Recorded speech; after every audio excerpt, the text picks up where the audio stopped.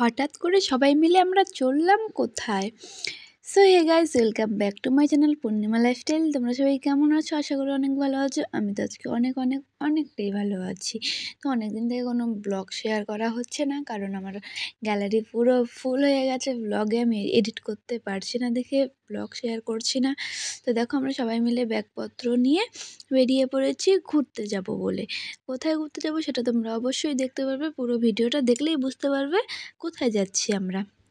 কতগুলো ব্যাগ হয়েছে দেখো। আর যেতে যেতে দেখো এখানে একজন মারা গেছে। তো এখানেই সবাই এসেছে। আমরা যাওয়ার সময় না একটা না দুটো না তিনটা লাশ দেখেছি, জানো তো, রাস্তাতেই, সামান্য মানে স্টেশন যেতেই।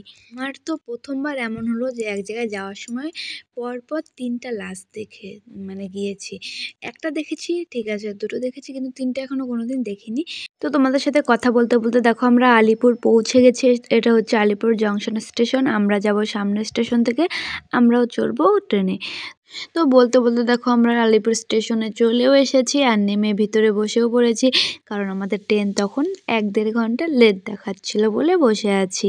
আর তার অনেকটা আগেই আমরা পৌঁছে গেছি গিয়ে।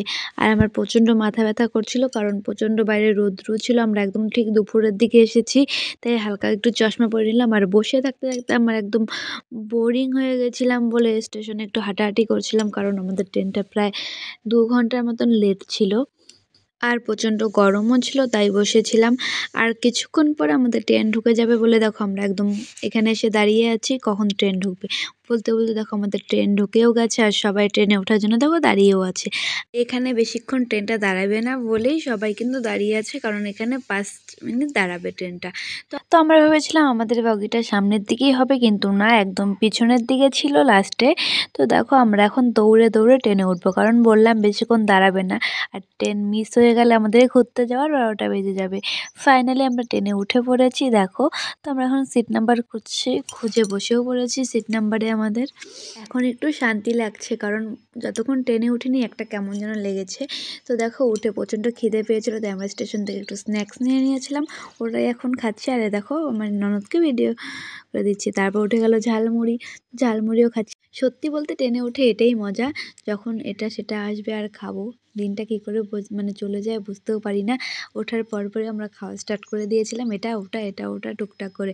আর দেখো আমার মানে প্যাকেটে ছিল আলু, আর ও আলু খাওয়ার মানে নেওয়ার জন্য দেখো আমার কাছ থেকে আলুটা নিয়েও নিল। আর দেখো চারপাশের পরিবেশটা কত সুন্দর লাগছিল, তাই একটা ছোট্ট করে ভিডিও করে নিলাম। আর আমরা কে কে যাচ্ছি জানো? আমি যাচ্ছি, আমার একটা ননদ যাচ্ছে, আমার কাকা শ্বশুর যাচ্ছে, আর আমার বর যাচ্ছে। মানে আমরা 4 জন মিলে যাচ্ছি ঘুরতে। কোথায় ঘুরতে যাচ্ছি সেটা সবার লাস্টে বলবো তোমাদেরকে, তোমরা পুরো ভিডিও দেখলেই কিন্তু বুঝতে পারবে আমরা আজকে কোথায় যাচ্ছি। কিন্তু আমরা অনেক দূর। তো দেখো এখানে এসে আমি ভিডিওটা আবার স্টার্ট করলাম, কারণ সামনেই হচ্ছে আমার বোনের শ্বশুর বাড়ি, মানে বোনের বাড়ি। তো এর জন্যই ওকে দেখানোর জন্য মানে সবাইকে বলছিলাম দেখো এটা আমার বোনের বাড়ির সামনে দিয়ে যাচ্ছি। দেখো হাত দেখিয়ে দিচ্ছি, এই যে বাড়ি। তারপর সেদিন রাত্রে খাওয়া দাওয়া করে ঘুমিয়ে পড়েছিলাম, আর ভিডিও নেওয়া হয়নি, কারণ আমি জানি 2 দিনের ব্যাপার, অনেকটা বড় ভিডিও হয়ে যাবে, এর জন্য খুব অল্প অল্প ভিডিও নিয়েছি। আর এটা কিন্তু তার পরের দিন সকালের ভিডিও। দেখো ঘুম থেকে উঠে পড়েছি।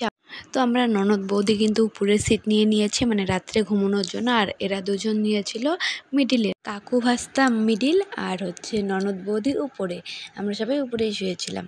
তো দেখো মানে ননদটা ওকে ডাকাডাকি করছিল। আর এখন কিন্তু বাজে প্রায় 8টা। আমি এখন নিচে নেমে যাব, আর ও দেখো ফ্যান দেখাচ্ছে আর কি যেন বলছিল। তো আমি এর জন্যই হাসাহাসি করছিলাম। কিছুক্ষণ পরে আমি নিচে নেমেও গেলাম, দেখো ও কিন্তু এখনও নামছে না। ও বলছে না আমি উপরেই ঠিক আছি। সারা রাত আবার মানে যখন নেমেছি তার কিছুক্ষণ আগে ও নেমেছে, তার আগে নেমে আবার উপরে উঠে গেছে। ওর নিচে নাকি ওর ভালোই লাগছিল না। আর নিচে এত পরিমাণে গরম ছিল ওদিকে যাওয়ার পরে, মানে আমাদের এদিকের থেকে ওদিকে অনেকটাই গরম বেশি। কিন্তু আমরা কিন্তু প্রায় পৌঁছে গেছি, কিছুক্ষণের মধ্যেই আমরা নেমে পড়ব। আমরা কিন্তু বর্তমানে এখন আছি ইউপি মানে উত্তরপ্রদেশে, আর এটা হচ্ছে বেনারসের গঙ্গা ব্রিজ। তো তোমরা তো জেনেই নিলে আমরা কোথায় এসেছি, আমরা এসেছি বেনারস। তো আমার কিন্তু প্রথমবার এখানে আসা, ও এর আগেও এসেছিলো, আমার এটা প্রথমবার। এটা হচ্ছে গঙ্গা ঘাট, আর এখান থেকে গিয়ে কিন্তু আমরা এই গঙ্গা ঘাটেই আসবো আজকে ঘুরতে। এদিকে না একটু ওই সাইডে, কিন্তু এই নদীতেই আসবো আর কি, গঙ্গায়। আর এখন অনেক অনেক অনেক ব্লগ শেয়ার করব তোমাদের সাথে। তো দেখো নদীটা বেশ ভালো লাগছিলো, একদম জলগুলো কি সুন্দর পরিষ্কার। তো আমরা কিন্তু গঙ্গার জল এখান থেকে অবশ্যই নিয়ে যাব। চলো একদম রুমে গিয়ে তোমাদের সাথে দেখা হচ্ছে, কারণ স্টেশনে গিয়ে এত গরম এত রোদ ছিল, আমি কোনো ভিডিও করিনি। দেখো একদম রুমে এসে তোমাদের সাথে দেখা হচ্ছে। আর প্রচণ্ড খিদেও পেয়ে গেছিলো। আমরা এখন যাব মন্দিরে পুজো দিতে, আর যে মন্দিরে যাব সেখানে মোবাইল অ্যালাউ নেই, তাই মোবাইল জুতো সব রেখে যাব।